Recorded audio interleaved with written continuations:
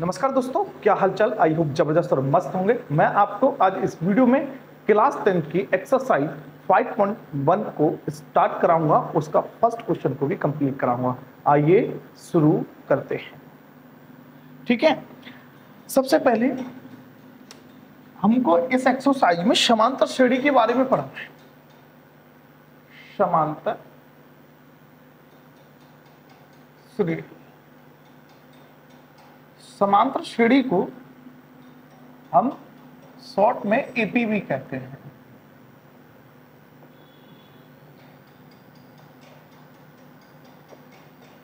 और समांतर श्रेणी को अंग्रेजी में अर्थमेटिक प्रोग्रेशन कहते हैं। पहले आपको यह जानना होगा कि समांतर श्रेणी होती क्या चीज है। देखो, एक ऐसी श्रेणी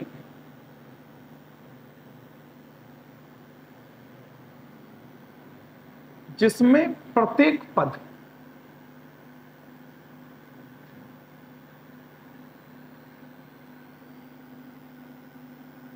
अपने पूर्व पद में एक निश्चित संख्या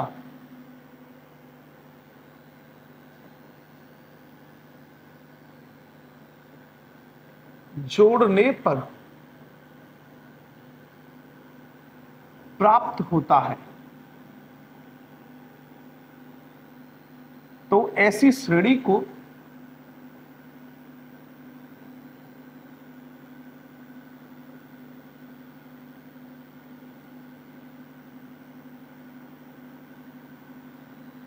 समांतर श्रेणी कहते हैं।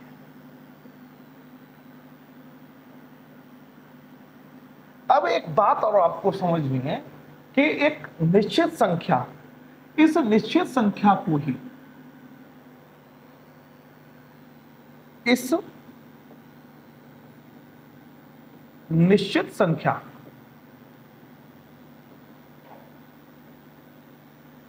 को ही हम एक दूसरे नाम से जानते हैं, जिसे सार्वंतर कहते हैं। इस निश्चित संख्या को ही हम सार्वंतर, और इसे स्मॉल डी से प्रकट करते हैं। इस निश्चित संख्या को ही हम सार्वंतर कहते हैं।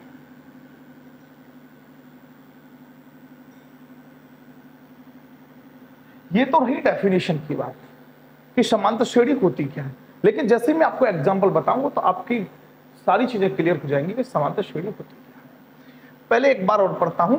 एक ऐसी श्रेणी जिसमें प्रत्येक पद अपने पूर्व पद में एक निश्चित संख्या जोड़ने पर प्राप्त होता है, तो ऐसी श्रेणी को समांतर श्रेणी कहते हैं। और इस निश्चित संख्या को ही हम सार्वंतर कहते हैं। अब समझो, यहां पे दो मैं एग्जांपल लेता हूं। 2, 4, 6, 8, 10, इस तरह से एक श्रेणी है। और एक दूसरी श्रेणी है 2, 4, 10, 12, ऐसी श्रेणी। अब ऐसी बात समझो कि यहां पे ये 4 है, यहां पे 2 है, तो कितने का अंतर है? 2 का। यहां पे कितने का अंतर है भाई? 2 का। 6 में से 4 गया। यहां पे कितने का अंतर है भाई? 2। यहां पे कितने का अंतर है? या एक ऐसी बात समझो, अगर 2 में अगर मैं 2 जोड़ूंगा तो 4 आ जाएगा। अगर 4 में 2 जोड़ूंगा तो 6, और 6 में 2 जोड़ूंगा तो 8, और 8 में 2 जोड़ूंगा तो 10। तो ये इसमें जो अंतर है ना, वो समान है।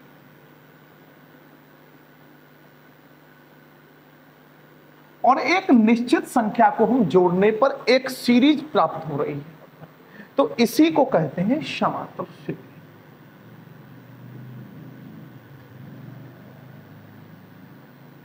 ये है समांतर श्रेणी। और ये 2, 2, 2, 2, इसको कहते हैं, अंतर समान है तो इसको बोलते हैं सार्व अंतर। और इसको डी से रिप्रेजेंट करते हैं। अच्छा इसको देखो, 2 में अगर मैं 2 जोड़ूंगा तो 4, 4 में 10 कब बनेगा मेरा, जब मैं इसमें 6 जोड़ूंगा। यहां पे अंतर असमान है, यहां पे अंतर कैसा है, असमान। तो ये समांतर श्रेणी क्योंकि इसमें अंतर कैसा है, असमान है। देखो एक श्रेणी जिसमें प्रत्येक पद यानी प्रत्येक पद 2, 4, 6, 8, 10 ये पद हैं श्रेणी के, अपने पूर्व पद में यानी कि 4 का पूर्व पद है 2, एक निश्चित संख्या जोड़ने पर, एक निश्चित संख्या हमारी है 2 जोड़ने पर प्राप्त होता है, तो ऐसी श्रेणी को समांतर श्रेणी कहते हैं। और एक इसी निश्चित संख्या को हम सार्वंतर कहते हैं, जिसे डी से प्रकट करते हैं। अब इसी को श्रेणी के बारे में समझते हैं। यहां देखो 2, 4, 6, 8 और ये 10। यहां पे बात समझो, इसको A1, इसको A2, इसको A3 और इसको A4 और इसको A5 ऐसे चलता रहता है हमारा। ये A1 है ना, इसको फर्स्ट टर्म यानी कि प्रथम पद कहते हैं। या तो हम इसे A1 से लिखेंगे या A से लिखेंगे। ये A2 है ना, इसको द्वितीय पद, इसको थर्ड टर्म, फोर्थ टर्म और फिफ्थ टर्म ऐसे। अब किसी भी समांतर श्रेणी को हमको ये चेक करना होगा कि ये कोई समांतर श्रेणी है या नहीं है। उसके लिए आपको कम से कम 3 पद चाहिए, ये बात आपको याद रखनी है। कम से कम कितने पद चाहिए, 3। तो उसके लिए जो सार्वंतर होगा डी, तो उसके लिए एक फॉर्मूला होगा A2 माइनस A1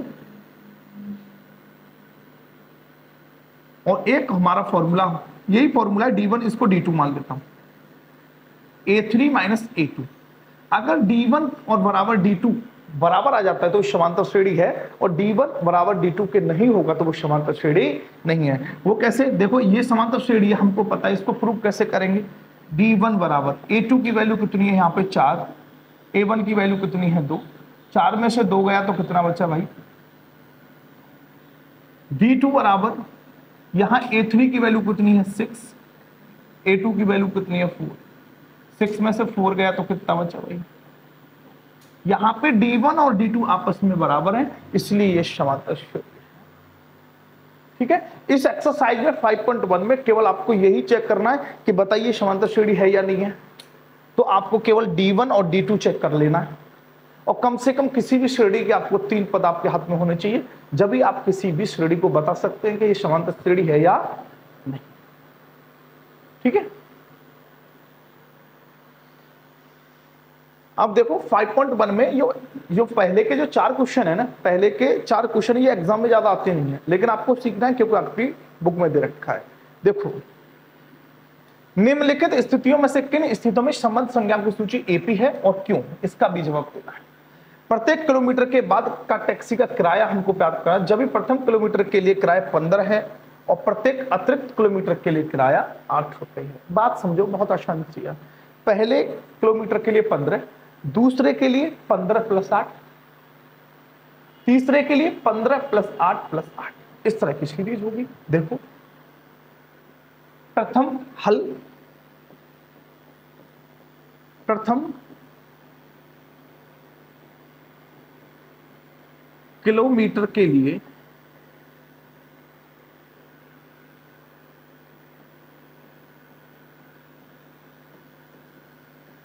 किराया बराबर 15, द्वितीय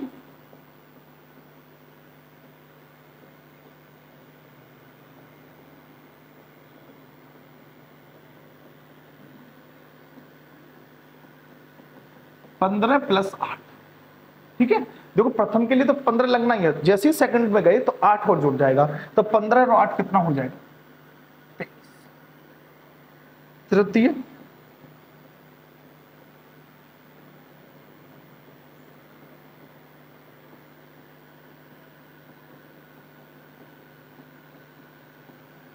देखो ये हो गया फर्स्ट के लिए, सेकंड के लिए 8, फिर थर्ड के लिए फिर 8, इनको आप ऐड करेंगे तो 31 आ जाएगा। इस तरह से आपकी सीरीज बनती चली जाएगी।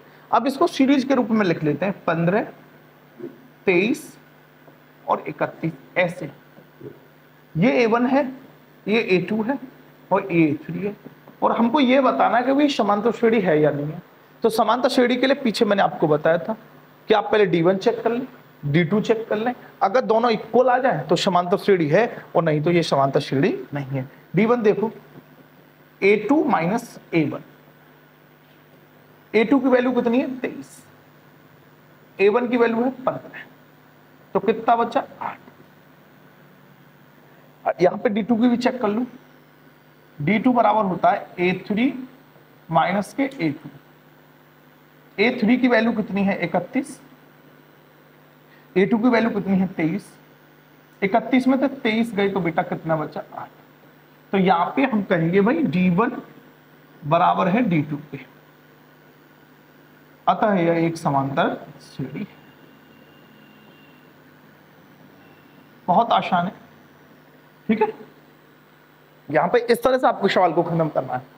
प्रथम किलोमीटर के लिए 15, सेकंड किलोमीटर के लिए आपको 15 प्लस 8, थर्ड किलोमीटर के लिए आपको 15 प्लस 8 प्लस 8 वो 31 हो गया। इसको श्रेणी के रूप में लिख लो, इसको A1, इसको A2 और इसको A3 मान लो।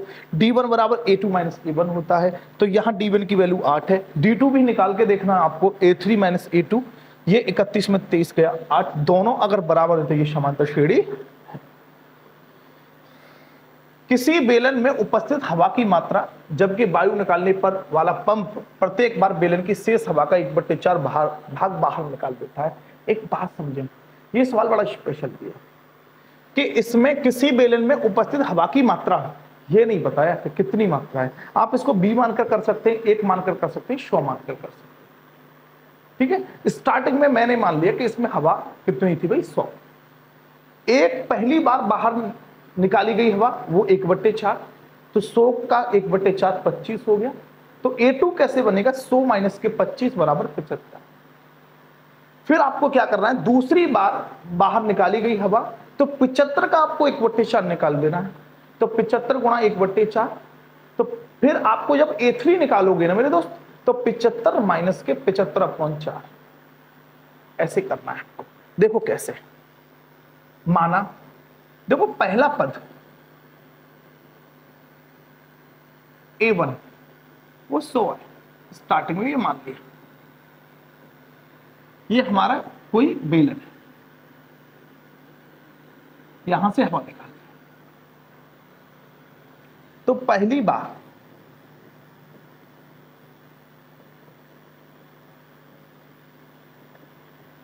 निकाली गई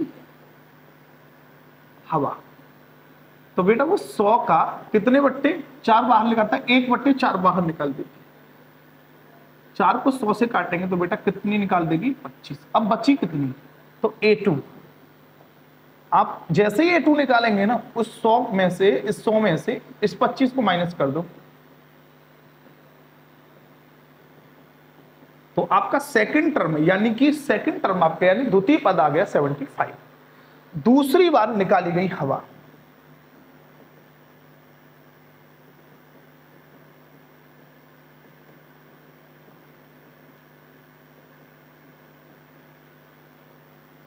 दूसरी बार निकाली गई हवा इस 75 का 1/4 यानी कि 75/4। अब थर्ड टर्म में आप कैसे निकालेंगे, A3 इस 75 में से इसको माइनस कर दो, 75 माइनस 75/4, 75 का आप जब 4 में मल्टीप्लाई करेंगे तो वो आ जाएगा 300 माइनस के 75/4। जब आप इसको माइनस करेंगे तो 225/4, ये थर्ड टर्म आ गई। अब किसी भी समांतर श्रेणी को चेक करने के लिए आपको 3 पद चाहिए, तो वो 3 पद कौन कौन से हैं, पहला हो गया था 100, दूसरा 75, दूसरा 75, थर्ड हो गया आपके पास 225। इस तरह से आपकी शीट बन जाएगी। यहाँ ये हो गया A1, ये हो गया A2 और ये हो गया A3। D1 बराबर क्या था, A2 माइनस A1, और D2 बराबर बेटा कितना था, A3 माइनस के A2। A2 की वैल्यू यहाँ पे 75 है, A2 की वैल्यू कितनी है यहाँ पे 75, और यहां पे कितना हो गया बेटा ये 100। 75 में 100 गया तो माइनस के कितना बचा यहाँ पे, ये 25 बचा, ठीक है। अब D2 बराबर A3 225/4 माइनस के, A2 कितना है 75, 225, और यहां पे कितना बचा मेरे भाई 75 4 जा, ये हो गया 300, 300 में से 225 गए तो यहां बचा माइनस के 75/4। तो आपको स्पष्ट दिखाई दे रहा है कि D1 और D2 आपस में बराबर नहीं है, और जब D1 और D2 आपस में बराबर नहीं है तो ये समांतर श्रेणी, अतः यह समांतर श्रेणी।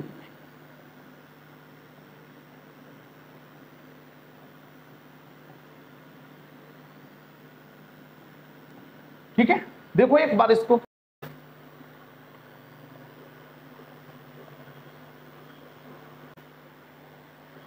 देखो सबसे पहले करना क्या है आपको, किसी बेलन में उपस्थित हवा की मात्रा उसको मान लीजिए, सबसे पहले 100 मान लिया उसको।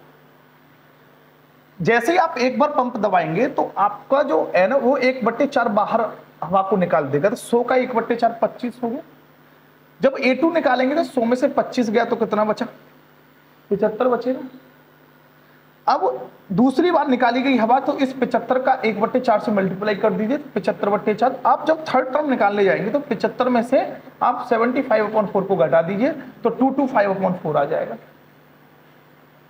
इसको श्रेणी के रूप में आपको लिख लेना है, फिर D1 चेक कर लीजिए, फिर D2 चेक कर लीजिए।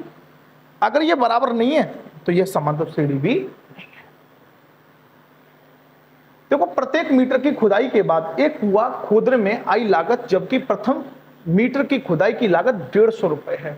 आप सबसे पहले यानी कि जो स्टार्टिंग में जो सबसे ज्यादा जो खर्च होता है, तो पहली जो मीटर है ना, प्रथम मीटर के लिए खुदाई की लागत कितनी है 150। उसके बाद में प्रत्येक मीटर खुदाई की लागत 50 बढ़ती जाती है। ये तो बहुत आसान है, देखो कैसे हल। प्रथम मीटर खुदाई की लागत बराबर 150 रुपए। अब द्वितीय मीटर खुदाई की लागत बराबर 150 प्लस के 50, तो कितना हो गया बेटा 200। तृतीय मीटर खुदाई की लागत बराबर 150 प्रथम के लिए, फिर 50 सेकंड के लिए, फिर 50 किसके लिए थर्ड के लिए, तो कितना हो गया बेटा 250। अब इसको श्रेणी के रूप में लिख लो, 150, 200 और 250।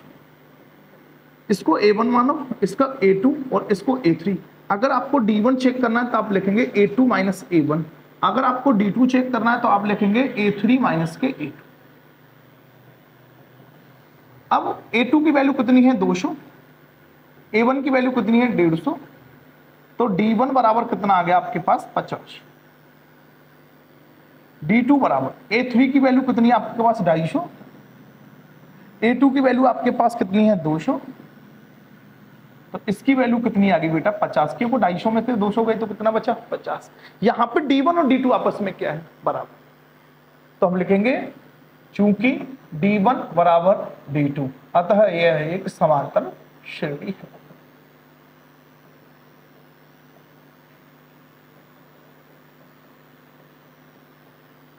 ठीक है,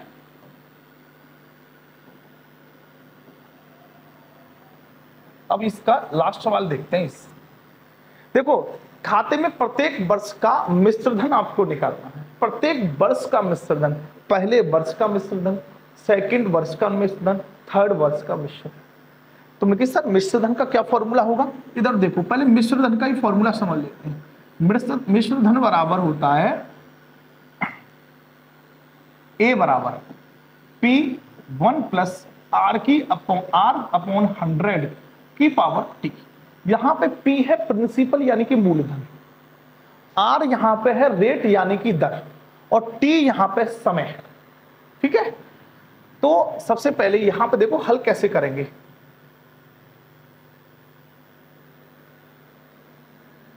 एक वर्ष का मिश्र धन बराबर P, फॉर्मूला होता है 1 + R/100⁻T। देखो P कितना है हमारे पास 10,000, R की वैल्यू कितनी है हमारे पास 8, बट्टे में कितना हो गया 100, समय कितना है 1। जब आप इसको सॉल्व करेंगे तो ये इसका आंसर आता है 10,800, 10,800। 2 वर्ष का मिश्र धन फॉर्मूला क्या होता है P 1 + R/100⁻T। मूलधन सेम रहता है, रेट भी वही है, लेकिन समय कितना हो गया 2 वर्ष। जब आप इसको सॉल्व करेंगे तो इसका आंसर आएगा 11,664। आपके पास 2 टर्म आ गए। अब आपको किसी भी तरह थर्ड टर्म निकालना है। 3 वर्ष का